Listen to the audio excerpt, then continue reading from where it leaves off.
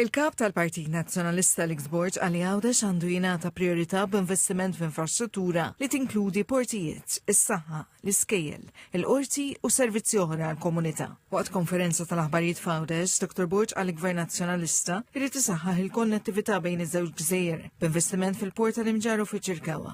Semma wkoll il-bżonn ta' parkeġġi fix-xatt tal-Imġaru fiċ-Ċirkewwa u qal li wara konsultazzjoni għandha tiġi eżaminata l-possibilità ta' port alternattiv f'Għawdex. Dwar Go Channel il-Kap Nazzjonalista qal li l-Partit Nazzjonalista jrid ineħħi l-vapur Nikolaus, iżomm 3 vapuri eżistenti, jinvesti vapur ieħor għal passiġġieri u vapur dedikat għal merkanzija brotta lejn il-Port il-Kbir u eventwalment lejn il-Freeport. Dr. Borġ irrefera wkoll għal proposta tal-Partit Nazzjonalista l-Sptar ġdid f'Għawdex b'400 sodda u helipad fl-isptar biex jintuża f'każi ta' emerġenza.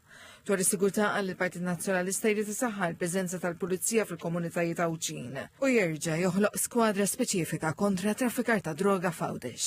Li propju f'dawn it-13 sena l-iskwadra li kienet tiġġieled it-traffikar ta' droga wafqet kompletament minn ġewwa l-Gżira Awċija. U għalhekk gvern ġdid nazzjonalista jerġa' jirriabilita, jerġa' joħloq propju l-iskwadra speċifika kontra it-traffikar ta' droga ġewwa l-Gżira Awċija. Sabiex dawk il-ġenituri, dawk in-nanniet, dawk it-tfal u żgħażagħ illi jgħixu ġol Gżira Awċija ikunu moħħhom mistrieħ illi innaqsu dan il-periklu ta' traffikar ta' droga ġewwa il-Gżira Awċija. Semma wkoll proposta l-Speed Camera fi triq l-Imġar fejn Silem. Il-Kap Nazzjonalista kritika li l-Gvern Laburista qal diversi proġetti mweda l-Għawdex, fosthom il-breakwater ta' Marsalforn, parkett f'Marsalforn, il-qorti l-ġdida u l-isptar ġdid baqgħu ma twettqux. Dr. Borġ qal il-Partit Nazzjonalista ser jippreżenta manifest li qiegħed lil Għawdex bħala priorità.